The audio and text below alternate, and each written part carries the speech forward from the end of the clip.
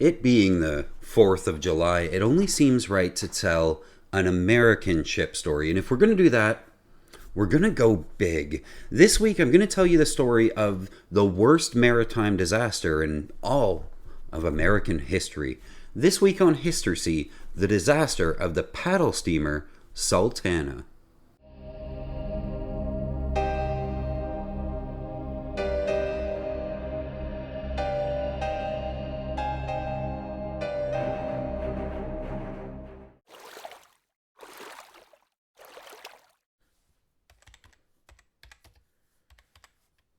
To understand what happened on the Sultana, we first have to talk about the prisoners of war. The American Civil War was a significant conflict that took place in the United States from 1861 to 1865. It was fought primarily between the northern states, known as the Union, or the United States as it would become called, and the southern states, known as the Confederate States of America.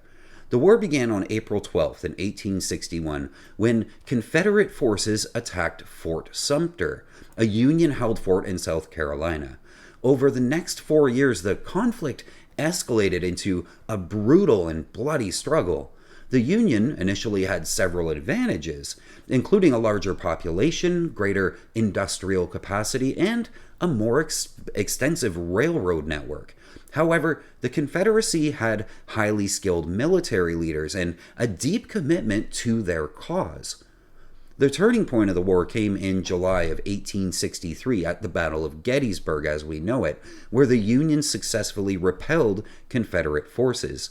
In addition, Union General Ulysses S. Grant achieved a series of victories in the Western Theater, culminating in the surrender of Confederate General Robert E. Lee. The war resulted in the loss of an estimated 620 to 750,000 soldiers' lives and had a profound impact on American society. It ultimately led to the abolition of slavery and the ratification of the 13th Amendment to the United States Constitution in 1865. The war also solidified the federal government's power over the states and reinforced the idea of the United States as a single, indivisible nation.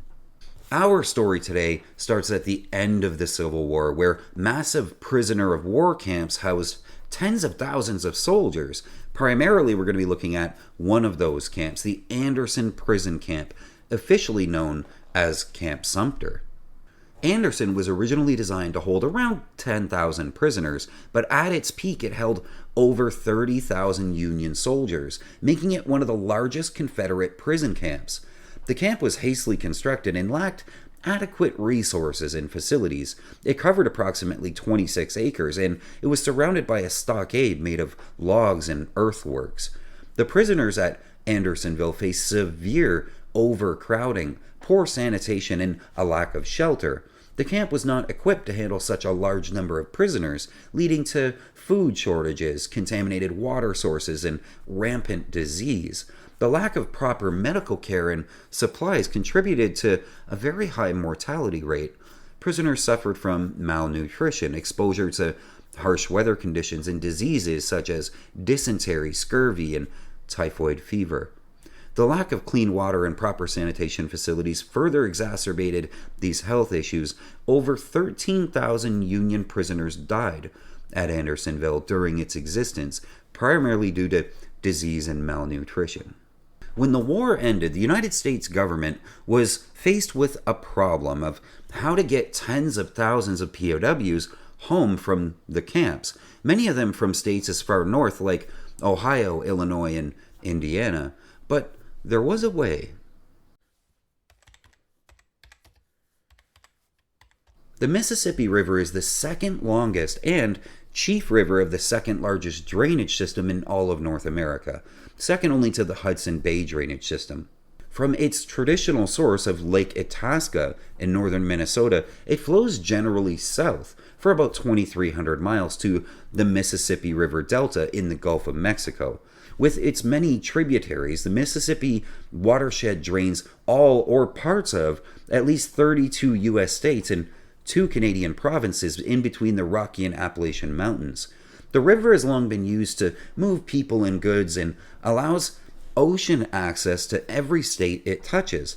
But in the 1800s, it was mostly made by nature, and it twisted and turned and sort of meandered around the countryside. Some sections were very rough, and flooding was very common, with the river depth constantly changing from buildup or from erosion. It wasn't uncommon for a ship that was traveling the river to take on a pilot, a temporary navigator that knew very well one section of the river in its current state. That pilot would then get off the boat, and a new pilot would get on for the next section, and so on. Paddle steamers were a significant innovation in maritime transportation during the 19th century. These vessels utilized steam engines and paddle wheels to propel themselves through the water. They played a crucial role in really revolutionizing transportation and trade and travel during the 1800s. The steam paddle wheel were ships that were characterized by large wooden hulls and a prominent paddle wheel on each side of the vessel or at the back. These paddle wheels were usually located amidship and were powered by those steam engines. And the steam engines generated power by converting steam pressure into rotational motion, which in turn drove the paddle wheels. The paddles attached to the wheel's spokes would push against the water, propelling the ship forward. These ships were particularly popular for river navigation and inland waterways, as they could easily navigate the shallow waters and handle the strong currents on the Mississippi. They were used for transportation of goods, passengers, and even as floating entertainment venues. These ships made it possible to navigate the mighty Mississippi River, both south with the flow of the water, but also, very importantly, back north again. The United States government had its means of getting those soldiers home to their families, or so they thought, and they struck a deal. What they decided to do was offer a fee for every prisoner a ship could carry home, $2.75 for a soldier and $8 for an officer. History is kind of a new channel, and I could really use your help. If you could please give this video a thumbs up and click the subscribe button. Both are free for you and would really mean the world to me. Constructed of wood in 1863 by the John Lithberry Boatyard in Cincinnati, Ohio, Sultana was intended for the lower Mississippi cotton trade. The steamer registered 1,700 tons and normally carried a crew of 85 to keep her operational. For 2 years, she ran a regular route in between St. Louis and New Orleans, and frequently commissioned by the American government to carry troops in the Civil War. Sultana was originally launched on January 3rd, 1863, the fifth steamboat to bear that name. The vessel measured 260 feet long with a 42-foot beam. That's how wide it was. And it had a draft of about 7 feet. Her two side-mounted paddle wheels were driven by 4 fire tube boilers. These were introduced in 1848, and they could generate twice as much power per steam fuel load as conventional boilers. Each fire tube inside was 18 feet long and 46 inches in diameter and contained 24 5-inch flues, which ran from the firebox to the chimney. Those are what heated the water. The immense power created by these fire tube boilers came with a risk. The water levels in the fire tubes had to be carefully maintained at all times. The areas in between the many flues could get clogged really easily, and Mississippi water carried a lot of sediment that tended to build up and was really hard to clean. Dropping water levels could cause hot spots, leading to metal fatigue, significantly increasing the risk of an explosion. And since most steamboats of the time were constructed of wood and covered in paint or varnish, fires were a significant concern. Under the command of Captain James Cass Mason of St. Louis, Sultana left St. Louis on April 13, 1865, bound for New Orleans. On the morning of April 15th, she was tied up at Cairo, Illinois, when word reached that city that U.S. President Abraham Lincoln had been shot in Washington, D.C. Immediately, Sultana's captain, Captain Mason, grabbed an armload of the Cairo newspapers and headed south to spread the news, knowing that the telegraph communication system to the southern states had been totally cut off during the war. Upon reaching Vicksburg, Mississippi, Mason was approached by another captain, Captain Reuben Hatch, the chief quartermaster at Vicksburg, with a proposal. Thousands of recently released Union prisoners of war who had been held at Confederate prison camps like Andersonville had been brought to a small parole camp outside Vicksburg to await travel back to the northern states so they could go home. The U.S. government would pay any steamboat captain who would take any group north. Leaving Vicksburg, Sultana traveled downriver to New Orleans, continuing to spread the news of Lincoln's assassination. On April 21st, Sultana left New Orleans with about 70 cabin crew and deck passengers and a small amount of livestock. She also carried her crew at that time of 85 men. About 10 hours south of Vicksburg, one of Sultana's 4 boilers sprang a water leak. Under reduced pressure, to accommodate the water leak, the steamboat limped into Vicksburg to get the boiler repaired and to pick up her huge promised load of prisoners where, she was going to make a whole bunch of money. Well, the paroled prisoners were brought from the parole camp to where Sultana had tied up. A mechanic was brought down to work on the leaky boiler, get it fixed, so they can take on this cash cow of prisoners. Although the mechanic wanted to cut out and replace a ruptured seam in the boiler, Mason knew that job would take a few days and it would cost him his precious load of prisoners. By the time the repairs would have been completed, the prisoners would have been sent home on different boats. Instead, Mason, as chief engineer, convinced that mechanic to make a temporary repair, hammering back the bulged out boiler plate and riveting a patch over it of lesser thickness iron. And instead of taking 2 or 3 days to fix, the temporary repair only took 1 day. During her time in port and while those repairs were being made, Sultana took on those paroled prisoners. And although Captain Mason was supposed to get as many as about 1,400 released Union prisoners, a mix-up at the parole camp and some suspicion of bribery with the other steamboat captains caused some confusion. And a Union officer in charge of loading, Captain George Augustus Williams, he ended up placing every man at the prison camp on board the Sultana. The believed number was less than 1,500, and although the Sultana had a legal capacity of 376, by the time she backed away from Vicksburg on the night of April 24th, she was severely overcrowded with some 1,953 paroled prisoners, plus 22 guards from the 58th Ohio Volunteer Infantry, over 70 fare-paying passengers, and 85 crew members for a total of 2,130 people on board. Many of the paroled prisoners that got aboard Sultana had been weakened by their incarceration in their stay at Anderson, and they had the associated illnesses to go with it, but they managed to gain enough strength while waiting at the parole camp to officially be released. The men were packed into every available space aboard Sultana because the cabin spaces were already filled with civilian passengers.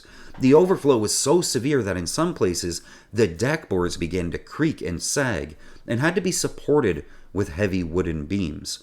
Sultana spent 2 days traveling upriver from there, fighting against one of the worst spring floods in the river's history. At some places, the river overflowed to the banks and spread out as much as 3 miles wide. The trees along the riverbank were almost completely covered until only the very treetops were visible above the swirling and powerful water. On April 26, Sultana stopped at Helena, Arkansas, where photographer Thomas W. Banks took this picture of the grossly overcrowded vessel, the last picture of the Sultana to ever be taken. Sultana subsequently arrived in Memphis, Tennessee around 7 p.m., and the crew began unloading 120 tons of sugar from the hold. But near midnight, Sultana left Memphis, leaving about 200 men behind, and it would be her last port. Around 2 a.m. on April 27, 1865, when Sultana was about 7 miles north of Memphis, its patched boiler suddenly and violently exploded, killing 400 to 500 men instantly. And first, with the one boiler exploding, it was followed a split second later by 2 more of the boilers. The massive steam explosion came from the top rear of the boilers, and it went upward on a 45-degree angle, tearing through the crowded decks above them and completely destroying the pilot house instantly killing Captain Mason. Without a pilot to steer the boat and no control systems, Sultana became a drifting, burning hulk down the river. The violent explosion flung some deck passengers into the water and blew a gaping 30-foot hole in the side of the steamer. After some time, the weakened twin smokestacks fell over. The starboard smokestack fell backward into the blasted hole, and the port smokestack fell forward onto the crowded forward deck, hitting the ship's bell as it fell. The forward part of the upper deck collapsed into the middle deck, killing and trapping many people in the wreckage. Fortunately, the sturdy railings around the twin openings of the main stairway prevented the upper deck from crashing down completely onto the middle deck. The men located around those twin openings quickly crawled out from under the wreckage and down the main stairs. Further back, the collapsing decks formed a slope that led down at a steep angle into the exposed furnace boxes. The broken wood caught on fire and turned the remaining superstructure into a raging inferno. Survivors panicked and raced for the safety of the water, but in their weakened condition, they soon ran out of strength and began to cling to each other, and they drowned as whole groups together. While the Sultana burned and the men on the steamboat were either already dead or fighting for their lives, a southbound steamer called Bostona, built in 1860, was coming downriver on her maiden voyage after being refurbished, and it arrived at about 2:30 a.m., a half hour after the explosion, and it rescued scores of survivors. At the same time, dozens of people began to float past the Memphis waterfront, calling for help, and they were noticed by the crews of docked steamships and U.S. warships that were there, who immediately set about rescuing the survivors. Eventually, the hulk of the Sultana drifted by about 6 miles to the west of the banks of the river and sank at around 7 a.m. near Mound City, present-day Marion, Arkansas, about 5 hours after the explosion in total. The exact death toll is unknown, although most recent evidence indicates that 1,169 souls were lost that night, making it the deadliest maritime disaster in American history. The most recent investigation into the cause of the disaster by Pat Jennings, he's principal engineer of Hartford Steam Boiler Inspection and Insurance Company, which came into existence in 1866 because of the Sultana explosion, determined that 3 main factors led to the disaster. First, the type of metal used in the construction of the boilers. It's called charcoal hammered number 1, which tends to become very brittle with prolonged heating and cooling. Charcoal hammered number 1 was no longer used to manufacture boilers after 1879. The second issue was the use of the sediment-laden Mississippi River water to feed the boilers. The sediment tended to settle on the bottom of the boilers or clog between the flues and leave hot spots where the water couldn't get to cool them. The third issue was the design of the boilers. Sultana had tubular boilers filled with 24 horizontal 5-inch flues. Being so closely packed within the 48-inch diameter boilers tended to cause the muddy sediment to form hot pockets and were extremely difficult to clean. Tubular boilers were discontinued from use on steamboats plying the lower Mississippi River after 2 more steamboats with tubular boilers exploded shortly after the Sultana explosion. There are, of course, some alternate theories as well, though. Being right at the end of a civil war in a country divided, people came up with all sorts of stories. In 1888, a St. Louis resident named William Streeter claimed that his former business partner, Robert Loudon, made a confession of having sabotaged the Sultana by use of a coal torpedo while they were drinking one night in the saloon. Loudon, a former Confederate agent and saboteur who operated around the St. Louis area, had been responsible for the burning of another steamboat called the Ruth. In support of Loudon's claim, what appeared to be a piece of artillery shell was said to be recovered from the sunken wreck. However, Loudon's claim is pretty controversial, and most scholars support the official explanation. 2 years earlier, in May of 1886, came a claim that Second Lieutenant James Worthington Barrett, an ex-prisoner and passenger on the Sultana, had caused the explosion. Barrett was a veteran of the Mexican-American War and was captured at the Battle of Franklin. He was injured on the Sultana and was honorably discharged in May of 1865, and there's no apparent motive for him to have blown up the boat, especially while he was on board. In 1903, another person reported that the Sultana had been sabotaged by a Tennessee farmer who lived along the river and cut a lot of the wood for the steamboats to burn. After a few Union gunboats filled up their bunkers but refused to pay him, the farmer supposedly hollowed out a log and filled it with gunpowder, so when they burned it, it would blow up the ship. And he left that lethal log on his woodpile. As stated in a 1903 newspaper article, the log was mistakenly taken by the Sultana. However, it doesn't make sense because the Sultana was a coal-burning boat, not a wood burner. Despite the magnitude of this disaster, no one was ever formally held accountable. Captain Speed, a Union officer who sent 1,900 paroled prisoners into Vicksburg from the parole camp, was charged with grossly overcrowding the Sultana and found guilty. However, the Judge Advocate General of the United States Army overturned the guilty verdict because Speed had been at the parole camp all day and had not personally placed a single soldier onto the Sultana. Captain George Williams, who had placed the men on board, was a regular Army officer, and the military refused to go after one of their own. Captain Hatch, who had concocted a bribe system with Captain Mason to crowd as many men onto the Sultana as possible for profit, had quickly quit the service to avoid a court-martial. And Captain Mason himself, the captain of the Santana, who was ultimately responsible for dangerously overloading his vessel and ordering faulty repairs made to the leaky boiler, had died in the disaster. In the end, no one was ever held accountable for what remains the deadliest maritime disaster in American history. These history videos are brought to you by patrons, people who give a couple of bucks a month to make these videos possible.